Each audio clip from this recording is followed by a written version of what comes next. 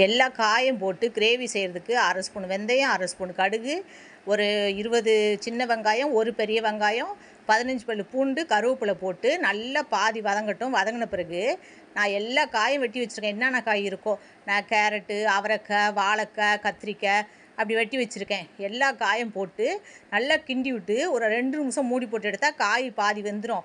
இப்போ ஒரு 8 தக்காளியை கொரகொரப்பாக அரைச்சி வச்சுருக்கேன். அதை அதில் போட்டு நல்லா கிண்டி விட்டு ஒரு 2 நிமிஷம் மூடி போட்டு எடுத்தால் தக்காளி பச்சை வாசனை போய் இங்கே பாருங்கள் நல்லா சேர்ந்துடும் காயோட. இப்போ 1/2 ஸ்பூன் மஞ்சத்தூள், 1 ஸ்பூன் இந்த இந்த ஸ்பூனில் போடுறேன், ஒரு கரண்டி வெறும் மிளகாத்தூள் போட்டு நல்லா கிண்டி விட்டு 2 நிமிஷம் மூடி போட்டு வச்சா அது மிளகாத்தூள் பச்சை வாசனை போயிடும். இப்போ காயெலாம் நல்லா வெந்துடும். இப்போ காய் மூழ்கிற அளவு தண்ணி விட்டுக்கறலாம். தண்ணி விட்டு நல்லா தேவையான உப்பு போட்டு நல்லா ஒரு 5 நிமிஷம் மூடி போட்டு எடுத்தோன்னா இந்த மாதிரி காய் நல்லா பாருங்கள் ஒரு சுற்று நல்லா குறைஞ்சி கிரேவியாக வந்துடும். இப்போ கொத்தமல்லியை தூவி அடுப்பை ஆஃப் பண்ணிக்கிறலாம். ரொம்ப டேஸ்ட்டாக இருக்கும். சாதத்தில் பிணைஞ்சி சாப்பிட சைடிஷ்ஷாகவும் சாப்பிட்லாம்.